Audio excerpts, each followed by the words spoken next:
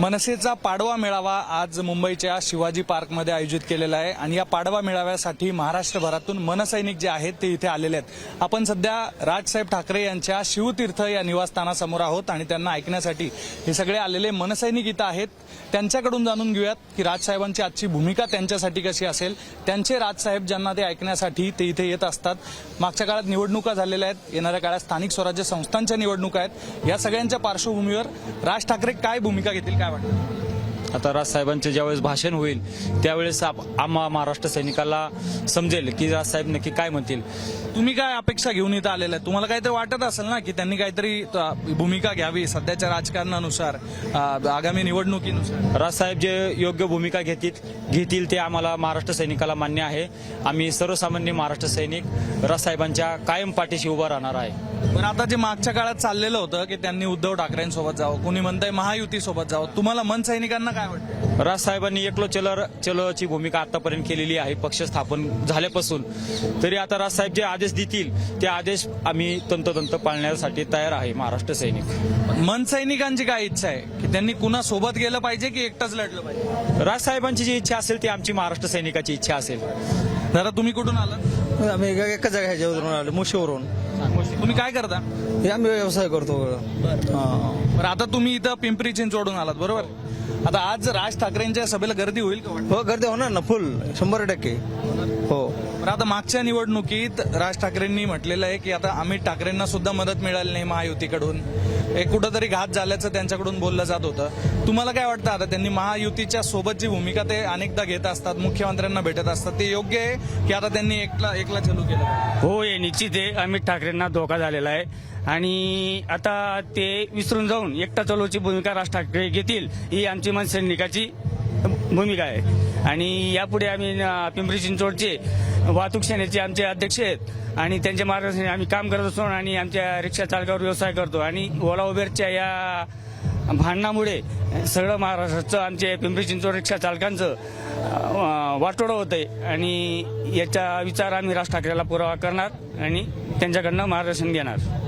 मराठी अस्मितेचा जो मुद्दा होता, राज ठाकरे अनेक वर्षांपासून तो मुद्दा घेऊन लढतायत, तो मुद्दा अजूनही मनसेचा कायम आहे का? हो, महाराष्ट्रासाठी एकमेव नेता महाराष्ट्राचा राजसाहेब आहेत की जे आतापर्यंत मराठी माणसासाठी लढत आलेले आहे आणि इथून पुढे भविष्य काळामध्ये लढत राहतील आणि त्यांच्यासोबत आम्ही पण लढत राहू। मध्यंतरी राज ठाकरेंनी कुंभमेळ्यातल्या त्या पाण्याबद्दल एक वक्तव्य केलं होतं, त्यांच्यावर टीकाही झाली भरपूर, तुम्हाला माहिती आहे का? हो, टीका झाली, पण राजसाहेबांचा तो उद्देश नव्हता। राजसाहेबांनी जे माणसांची काळजी केलेली आहे, माणसात देव आहे, त्याच्यामुळं राजसाहेबांनी ते उद्देशून बोललेलं आहे। राजसाहेब कट्टर हिंदुत्ववादी आहे, त्यांची भावना अशी कुणाचीही दुखावण्याची नव्हती, फक्त ते लोकांना आरोग्याला हानिकारक आहे म्हणून ते राजसाहेबांनी तसा मुद्दा घेतलेला आहे। मित्र तू काय करतोस? मी शेतकरी आहे, मी कळम धाराशिवून आलेलो आहे। बरं, काय नेमकं आज तुला काय ऐकायचं आहे राज ठाकरेंकडून? आतापर्यंत आम्ही साहेबांच्या फक्त जो साहेब आदेश देतील तोच आम्ही त्यांना साहेबाचा आदेश आम्ही तंतोतंत पालन केलं आहे आणि साहेबाचा आदेश हा आमच्यासाठी शेवटचा आदेश असतोय। मग साहेबांनी ते केलं की आम्ही लगेच आम्ही आले की आम्ही कार्य करणार माणसं आहोत। बरं, आता मागच्या काळात जो आपण महायुती सोबतची साहेबांची भूमिका पाहिली होती, त्यानंतर आता महाविकास आघाडी सोबत सुद्धा उद्धव ठाकरेंसोबत त्यांनी जावं असंही लोक म्हणत होते। तुम्हाला काय वाटतं, दोन्ही ठाकरे एकत्र आले पाहिजेत? दोन्ही आता ते हे जनतेचा कॉल आहे, पण दोन्ही ठाकरे 2014ला ज्यावेळेस आमचे सन्माननीय राजसाहेबांनी पहिल्यांदा प्रस्ताव दिला होता आणि ते बाळासाहेब नांदगाव साहेब गेले होते, त्यावेळेस सख्या भावानं आमच्या पाठीत वार केलेला आहे। आणि आताच्या 2024ला कोणी म्हणजे उद्धव ठाकरे म्हणतात? 100% आणि देसाई साहेबांनी नांदगाव साहेबांची बोलणी चालू होती, साहेबांनीच पाठवलं होतं, पण त्या ठिकाणी सुद्धा भावना घात केलाय आणि आमची भावना आहे कारण की उद्धव ठाकरे हे कपटी माणसा माणूस आहे, एक नंबर कपटी माणूस आहे आणि तो राजकारणातला कपटीपणाचा म्हणलं तर हरकत नाही। आणि 2024ला जे आता बीजेपी राजसाहेबांना आम्हाला म्हणते की आम्ही 2024ला मार्ग घेऊ, 2000 असं एक आमचं स्थानिक लोकांचं म्हणणं आहे की राजसाहेबांचा 2024ला बीजेपीने पुरेपूर उपयोग घेऊन आमच्या मताचं डिवायडेशन करून त्यांनी फायदा करून, पण साहेबांनी आता कोणासोबत जाऊ नये, एकला नारा चलो, आम्ही जे आहेत आणि ते ताकद बी आमच्याकडे निवडून येण्याची, आता कोणाची इथून नको, कोणाची आघाडी नको, काय नको। बरं, आता आजच्या भाषणात तुम्हाला काय वाटतं, भोंगे वगैरेचे मुद्दे पाहिजेत का इथल्या माणसांच्या रोजगाराचे मुद्दे पाहिजेत? आज मी एक साधा कार्यकर्ता, मनसे शहर अध्यक्ष, उमरखेड तालुका, जिल्हा यवतमाळ। भोंगेचा विषय सोडता विकासचा मुद्दा पाहिजे, शेतकरीचा मुद्दा पाहिजे। भोंगेच्या मुद्द्यामध्ये जातीवाद व्हायला आज मी ज्या ठिकाणी राहतो त्या ठिकाणी मुस्लिम समाज मनसे सोबत आहे, पण आज जे परिस्थिती आहे ते भोंगेचा विषय आम्हाला मान्य आहे. राजसाहेबांना जे भोंगेचा विषय मांडलेला आहे त्याविषयी आम्ही आंदोलन केलेलं आहे. त्याविषयी आम्ही 12 दिवस आपला यवतमाळ जिल्ह्यामध्ये जेल भोगलेला आहे. पण आज जे मुद्दा आहे, आज शेतकरी, आज जे शासन आहे, जे त्रिमूर्ती शासन आहे, या लोकांना विधानसभामध्ये जाहीर सभामध्ये काय म्हणलं, आम्ही सत्तात आल्यानंतर शेतकरीला कर्जमाफी करू. आज महाराष्ट्राचा सगळा शेतकरी कशासाठी अवलंबून आहे की हे जे त्रिमूर्ती सरकार आहे या त्यांना कर्जमाफी करावं. पण काल अजित पवारनं काय म्हणला, 31 मार्च पर्यंत तुम्ही पैसे भरा. अरे तुम्ही दोघल्याचे सरकार, हा एक जुबानी सरकार नाही. अगर तुम्ही जेव्हा तुमच्या विधानसभाचा वचननामामध्ये लिहिता आम्ही शेतकरीला कर्जमाफी द्यावा, तर आज तुम्ही का मुकरता? लाडकी बहीण योजना विधानसभापर्यंत तुम्ही चॉकलेट दिला, नंतर काय केला, आज सगळे लोकांना कट करत आहात एक एक एक एक. पहिले तुम्हाला समजलं नाही का?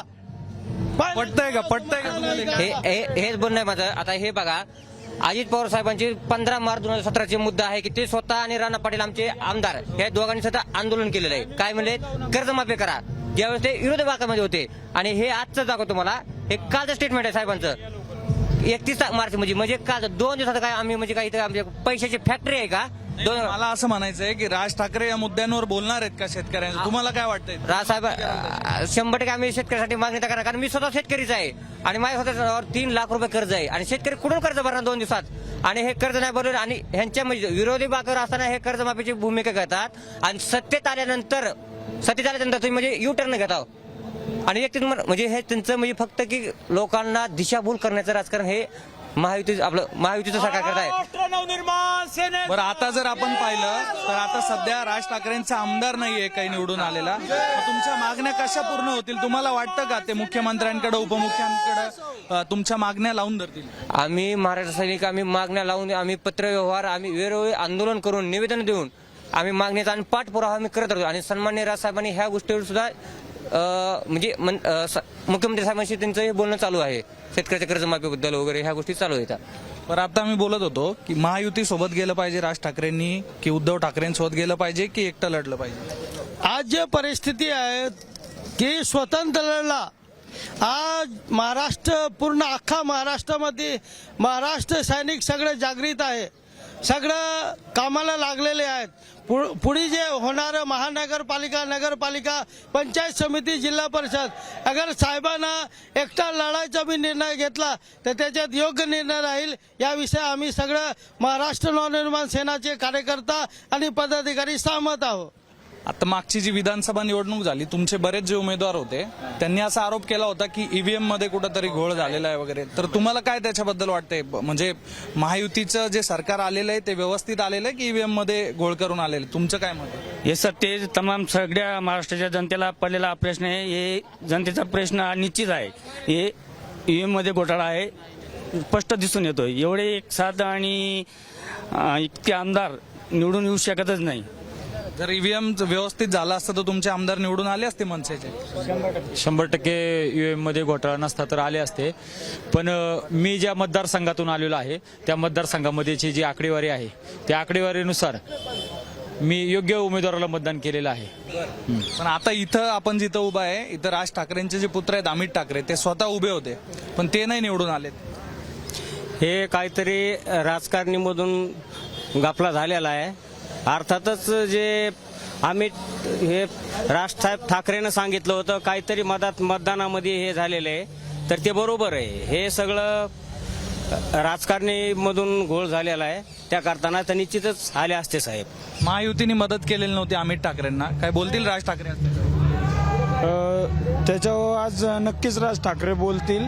आणि मगाशी जो तुम्ही प्रश्न विचारला होता की राज ठाकरेंनी स्वतः लढायचं का महायुतीबरोबर जाऊन लढायचं किंवा उद्धव ठाकरेंबरोबर, तर माझ्या म्हणण्यानुसार त्यांनी एकटं लढावं आणि महाराष्ट्राने त्यांची साथ द्यावी. कारण जसं आपण मोदीजींना साथ दिली ती, तर मोदीजींना साथ दिली, त्यांना चान्स देऊन पाहिला, एकदा राज ठाकरेंना चान्स द्या. राज ठाकरे नक्कीच महाराष्ट्राचं भलं करते.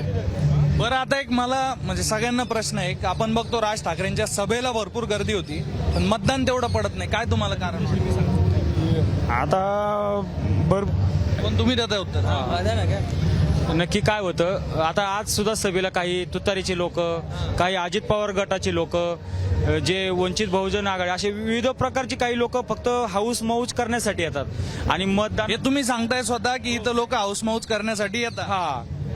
फक्त आणि आल्यानंतर सभेला थांबत नाही, मुंबईला फिरायला जाणार तिकडं जुहू चौपाटी मुंबईमध्ये आल्यानंतर फिरायला. पण आम्ही कट्टर महाराष्ट्र सैनिक आहे, आम्ही उपाशी तापाशी राहून राजसाहेबांसोबत शेवटपर्यंत राहणार आणि अशी त्याच्यामुळं मतदानाच्या दिवशी हे लोक फक्त त्यांच्या माणसाला मतदान करतात आणि फिरायसाठी फक्त इथं येतात ते.